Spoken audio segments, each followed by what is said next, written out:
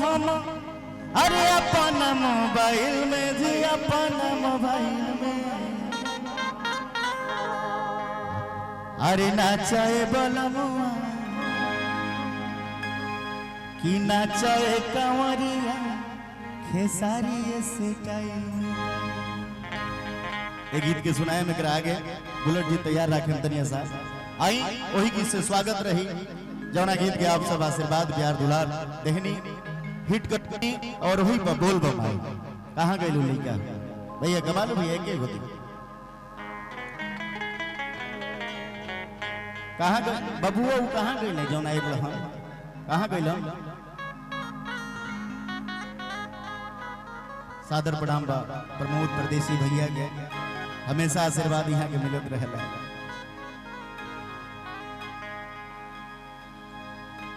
जय हो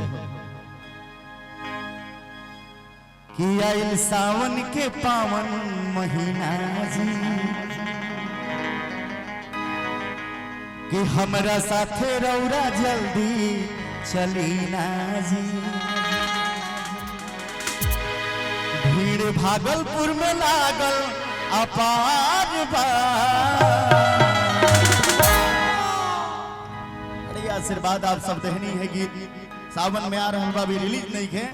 मगर आप सबके सेवा में स्वागत में सुना रहल बानी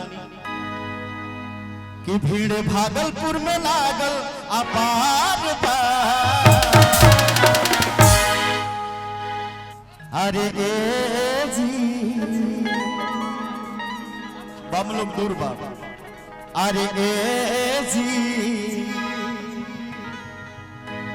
काजी के हूँ कही का अरे ए जी अरे काजी एगो माइक धनंजय भाई के दे दी हल्ला वाला माइक को दी ना अरे ए जी अरे हेलो हेलो हेलो हेलो धनिया कहत रही देखिए देखिए एगो माइक कहाँ रखल उधर तने बॉक्स में एगो गमछा दिहल जाओ ना कि धनिया में बनी नो हम बनाए तने पर रुकी ना आई ना है आई दरअसल हाँ बोला हाँ आइए आइए तो देखिए जोहरी के पता होला कि हीरा केने बा अच्छा कुंदन भाई बहुत बढ़िया कलाकार बहुत अच्छा कलाकार ली बना दी रहू रे हम यही के गमछा से बनाते अच्छा हाँ ये गमछा से बना दी hello hello hello hello hello hello hi देखिए कि ये जी रुकिए अरे ए जी अरे कहाँ जी अरे ए जी कि लागल कांवरिया के भीड़े अपारवा जल ढारे खातिर जुटल यूपी बिहारवा कि लागल कंवरियन के भीड़े अपारवा आदरणीय श्री ओम प्रकाश सिंह जी सलेमपुर और रंजीत सिंह जी पूर्व ब्लॉक प्रमुख सलेमपुर बड़ी आशीर्वाद भैया की तरफ से कोटि कोटि प्रणाम बा कि आइल सावन के पावन महीना जी भाव में रहे के बाद हाँ घूंघट हाँ घूंघट रौरा अपना पति देव से कहतनी यहाँ के पति देव है का आवाज होता है का चीज के रौरा यहाँ से कहतनी कि आइल सावन के पावन महीना जी कि हमरा संगे रौरा जल्दी चली ना जी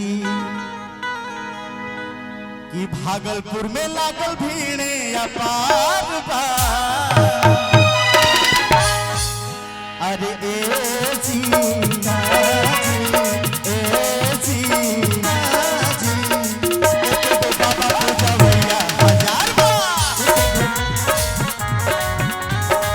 जल ढारे जुटल यूपी बिहार बा जल ढारे जुटल यूपी बिहार बा एक बाबा पूजवैया हजार बा आई सावन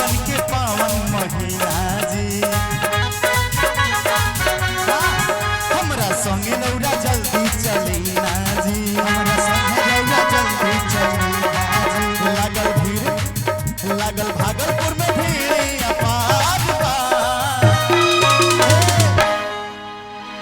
हने आई नागेंद्र भी हने आई देखिए मेला जाए के पैसा आइल बा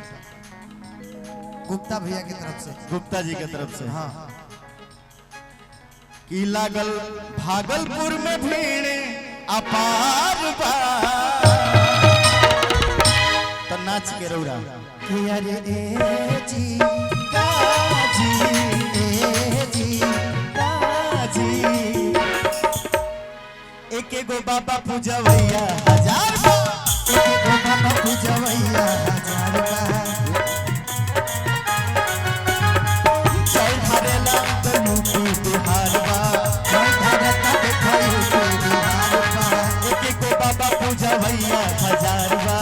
एक गो बाबा पूजवैया हजार बा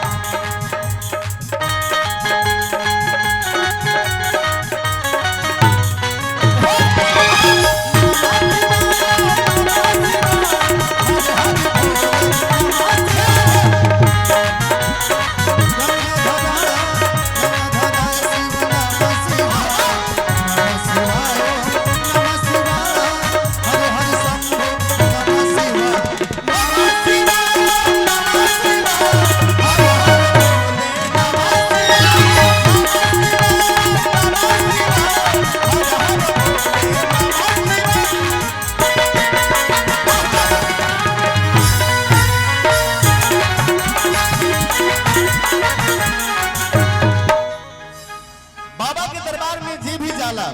एया से जल उठा के आप सब कहां जाएं? सोहागरा के सोहागरा जाए दोनों हाथ उठा के बोल बोल बोल बोल कवरिया बोल कवरिया बोल सोहागरा धाम दूर है जाना जरूर है सोहागरा धाम दूर है जाना जरूर है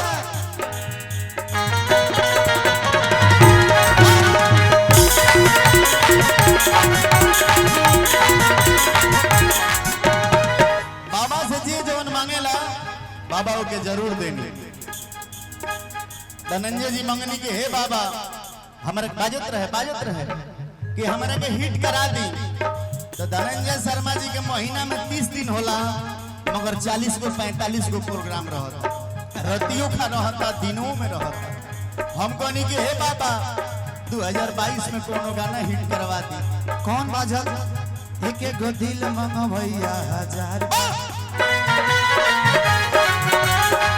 एक गो दिल मंग भैया हजार बा बाबा से कहत नहीं बाबा से कहत नहीं हाँ जी जवन मांगेला ओके निरौरा पूरा जी सपना के भूखे ना रहे कहीं को अधूरा जी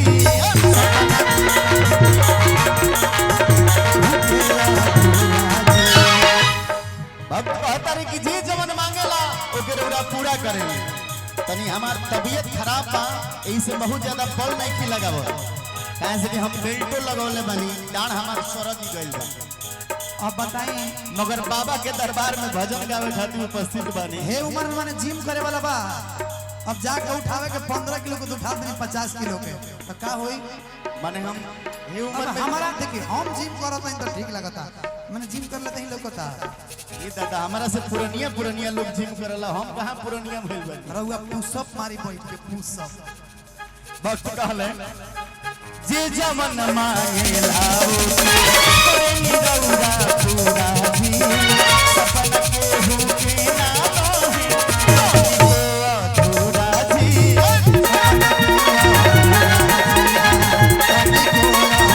एक कमालू भैया दिल कहतई है बार बार अरे ए जी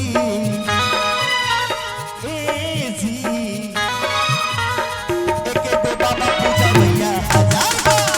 एक बाबा पूजा भैया हजार बा चल धरेला देखी झूठल बिहार बा चल भागे लगे खायू बिहार बा एक गो बाबा पूजा भैया हजार बा